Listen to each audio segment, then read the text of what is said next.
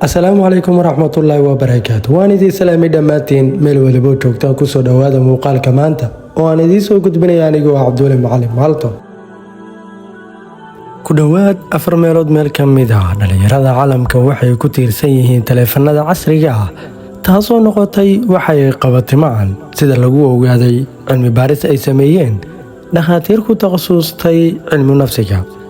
cilmi baaristan oo uu hogaaminayo macadka King's College ee ku yaala magaalada London waxaa lagu sheegay in dabeecadaha qabatika leh ay sababeen in dhalinyarta ay argagaxaan marka laga qaado taleefanadooda gacanta. sidoo kale daayarta naftooda kama xakameyn karaan waqtiga ay ku bixiyaan isticmaalka taleefanka casriga ah. dhakhaatiirtu waxay ka digayaan in qabatika noocaas ah uu yeelan karo cawaaqib aad u xun oo ah in uu dhibaato u geysan karo caafimaadka maskaxda. balse intaanan u gudagelin barnaamijkeenna, like saar muuqaalkan si uu u gaaro saaxiibo badan, sheer leh oo la wadaag saaxiibadaada si aan u helno saaxiibo u wanaagsan sida adigoo kale. hana hilmaamin inaad follow dhahdo page-keenna, sidoo kalena subscribe dheh YouTube channelkeenna, gambaleelkana furo si aad u heshid barnaamijyada cusub ee aan soo gelinno. mahadsanid. cilmi baarista waxaa lagu eegay 41 warbixin oo lagu baaray caafimaadka 42,000 oo dhalinyaro ah.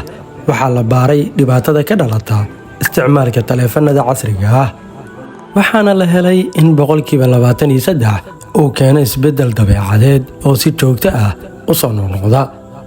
waxaa ka mid ah walwal la xiriira in mar uun taleefanka laga qaado oo ay isticmaali waayaan ama akhrinta fariimaha ay shaqayn waayaan, kuwaasoo dhibaato ku ah waxyaabihii kale ee dhalintan ay qaban lahaayeen.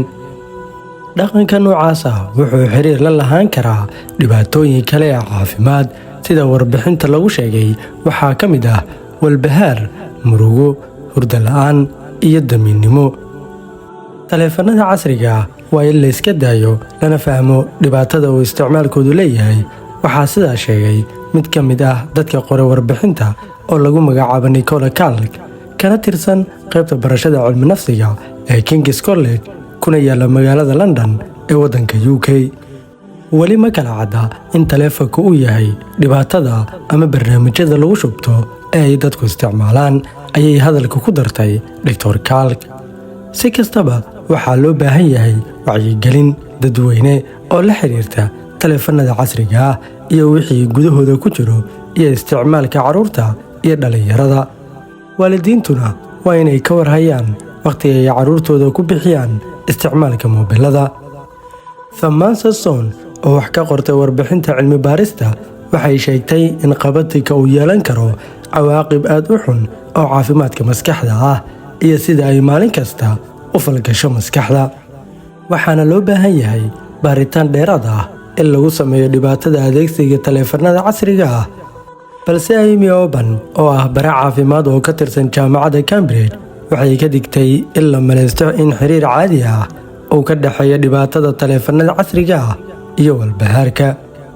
waxaa horey loo caddeeyey in saamaynta taleefanada casriga ah aysan hal dhinac oo keliya ahayn, balse sida ay tahay niyadda qofka ay keeni karto isticmaalka badan ee taleefanka, ayay tiri Dr. Oban.